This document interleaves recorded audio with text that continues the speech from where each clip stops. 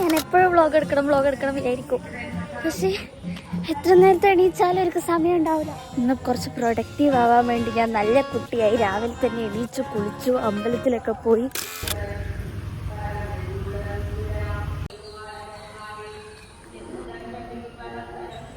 റൂമിലിരുന്ന അമ്പലത്തിൽ നിന്ന് ഇങ്ങനെ രാമായണം വായിക്കുന്ന കേൾക്കാൻ പറ്റും.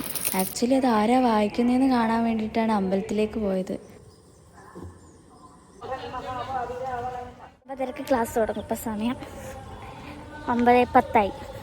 ഇവിടുന്ന് ഒരുപാട് നടക്കാനുണ്ട്. കറക്റ്റ് ഇരുന്ന് ബ്ലോഗ് എടുക്കണം തീരുമാനിച്ചുകൊണ്ട് അതൊക്കെ ഒരു വന്നിട്ടുണ്ട്. അതുപോലെയൊക്കെ കോളേജിൽ പഠിക്കണം എന്നായിരുന്നു എൻ്റെ ആഗ്രഹം. ഇന്ന് രാവിലെയാണെങ്കിൽ നല്ല വെയിലും.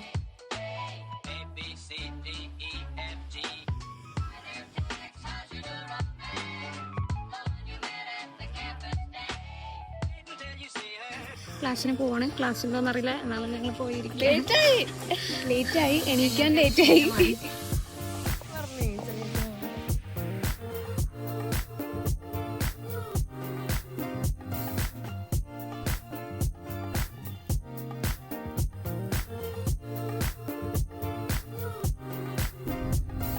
ഉച്ചയാകുമ്പോഴേക്കും ക്ലാസ്സൊക്കെ കഴിഞ്ഞിട്ടുണ്ടായിരുന്നു. പിന്നെ കെമിക്കൽസൊക്കെ എടുത്ത് ഒരു TLC ചെയ്യാനുണ്ടായിരുന്നു, കാന്നബിസിൻ്റെ. അപ്പോൾ അത് ചെയ്യുന്നതിൻ്റെ ഇടയിൽ ഞാനെടുത്ത കെമിക്കലാണെങ്കിൽ തീർന്നു. പിന്നെ പുതിയ ബോട്ടിലെടുത്ത് അത് പൊട്ടിക്കാൻ നല്ല പാടായി. അത് കഴിഞ്ഞിട്ട് വേണം ഫുഡ് കഴിക്കാൻ വേണ്ടി. പിന്നെ എന്തായാലും കംപ്ലീറ്റ് ചെയ്യാമെന്ന് വെച്ച് അതൊക്കെ ചെയ്തു.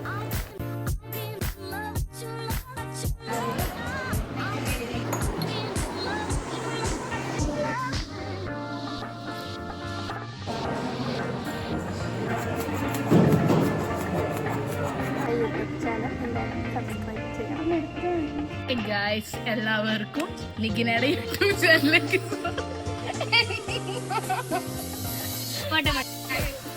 നിഖിനയുടെ ഫ്രണ്ട്സ് ആണ്.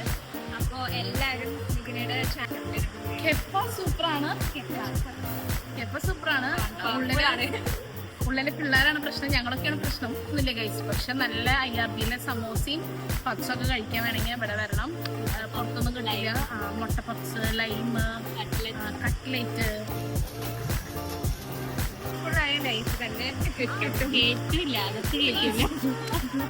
ഇവർ 3 പേര് അടിപൊളിയാണ്. ഇവരാണ് ഞങ്ങളുടെ ക്ലാസ്സിലെ പാകിസ്ഥാനീസ്, അതർവൈസ് ദുരന്തർ സ്ക്വാഡ് അറിയപ്പെടുന്നത്.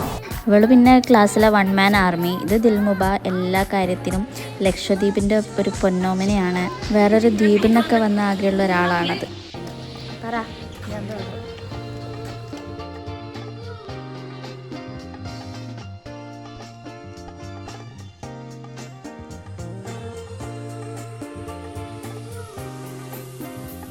ഇതുവരെ സബ്സ്ക്രൈബ് ചെയ്യാത്തവര് സബ്സ്ക്രൈബ് ചെയ്യുക. ബെൽ ബട്ടൺ അമർത്താത്തവര് ബെൽ ബട്ടൺ അമർത്തുക. നിഖിനയുടെ ഒപ്പം എല്ലാവരും സപ്പോർട്ട് ചെയ്ത് നിൽക്കുക.